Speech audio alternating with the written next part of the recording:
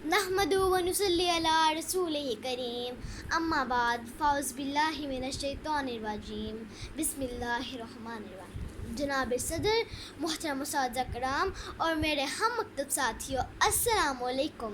मुझे जिस मौजू पर लब कुशाई का मौका मिला है उसका अन्वान है यौम आज़ादी। आज़ादी वो चीज़ नहीं जो मिल जाए आसानी से, आज़ादी वो चीज़ नहीं जो मिल जाए आसानी से, ये हासिल होती है मेहनत और कुर्बानी से। जनाब सदर और मेरे हम वतनों, हमारा पाकिस्तान वो वतन नहीं है जो उसकी विरासत में उसके बसने वालों को मिला है, बल्कि पाकिस्तान वो वतन है जिसकी बुनियादें इस्तवार करने के लिए मुत्तहिदा हिंदुस्तान की मुसलमानों की हड्डियाँ ईंटों की जगह इस्तेमाल की गई और उनका खून पानी की जगह इस्तेमाल किया गया। इतनी गरा कदर तहलीकी का अंदाज़ा वही लगा सकता है जिसने तमीर पाकिस्तान के लिए तन मन धन बीवी बच्चे बहन भाई और अपने अजीज़ और कारी को कुर्बान कर दिया। हसूल पाकिस्तान के लिए लाखों मुसलमानों ने जाम शहादत नोश किया।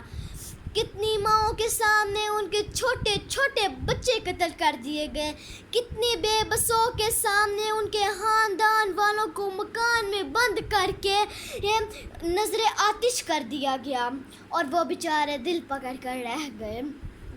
कितनी पाक दामनों ने नहरों और कुओं में डूबकर पाकिस्तान की कीमत अदा की। बेशुमार बच्चे यतीम हो गए और अपने वालिदैन की शफ़क़त को तरसते रहे। है जुर्म और अगर वतन की मिट्टी से मोहब्बत, है जुर्म अगर वतन की मिट्टी से मोहब्बत, यह जुर्म सदा मेरे हिसाबों में रहेगा। सदर आली बकार इसकी वादियाँ अपने अंदर फिरदौस की रनाइयाँ लिए हुए हैं। हरे भरे और वसीओ अरेज खेत सोना उगल रहे हैं। हम ये भी देखते हैं कि हमें आजकल आज़ादी मुहैया है, मगर हम ये ना भूलें कि इसमें सर सैयद अहमद खान, इल्लामा इकबाल और कायद आज़म की जद्दोजहद शामिल है और काफ़ी सारे अरकाबीन की इस्सा का असहार भी शामिल है। मगर उनका करने का मकसद ये क्या था?